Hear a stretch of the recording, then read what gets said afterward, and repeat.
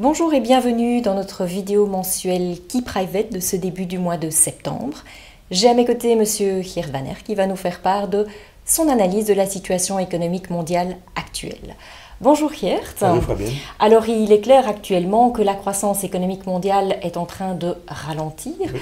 Faut-il craindre une récession et une chute des marchés boursiers? Quel est l'avis du comité d'investissement? Oui. Il est clair maintenant depuis quelques mois que l'économie mondiale se trouve dans une phase de ralentissement.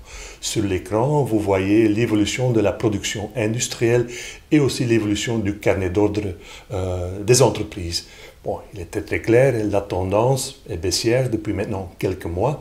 Donc évidemment, les craintes d'une récession globale montent. Donc le comité d'investissement, évidemment, observe tout ce qui se passe. Oui, les signaux sont là d'un ralentissement macroéconomique et donc le risque d'une récession globale monte. Donc il faut être plus alerte donc, pour l'évolution de l'activité macroéconomique.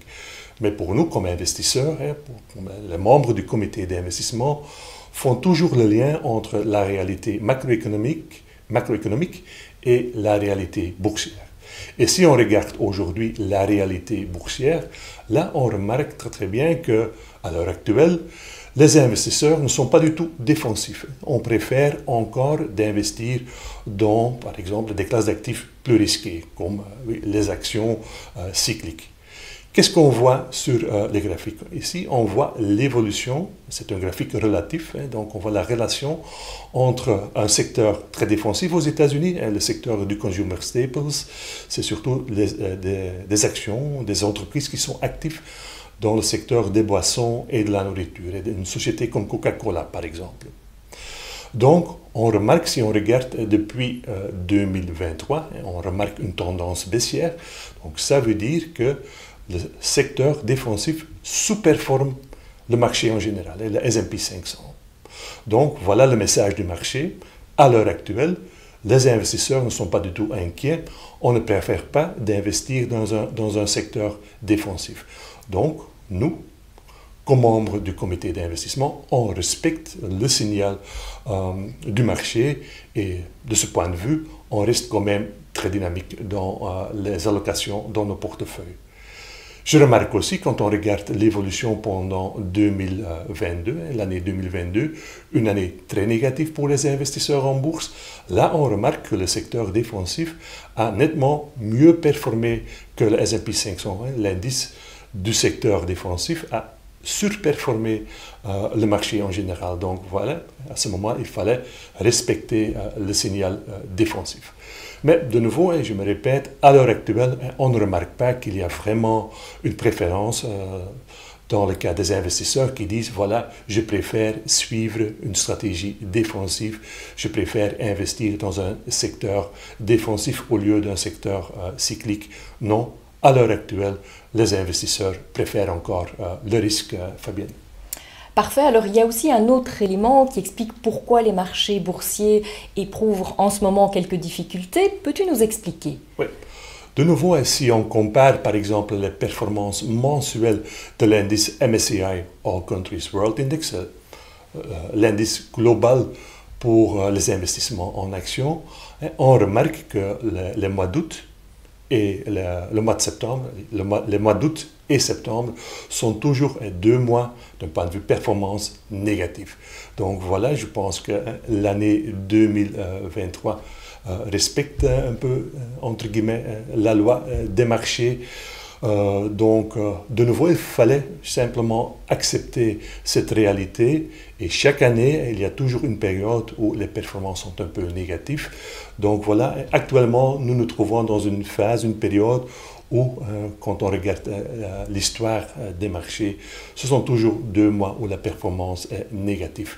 Mais de nouveau, si on regarde le tableau, on remarque aussi que le dernier trimestre, les mois d'octobre, novembre et décembre, là, ce sont toujours 3 très bons mois d'un point de vue performance pour les investisseurs en action. Donc, peut-être vers la fin de septembre, on peut peut-être faire quelques rotations dans les portefeuilles pour se positionner pour cette belle performance pendant le dernier trimestre de l'année 2023, Fabienne.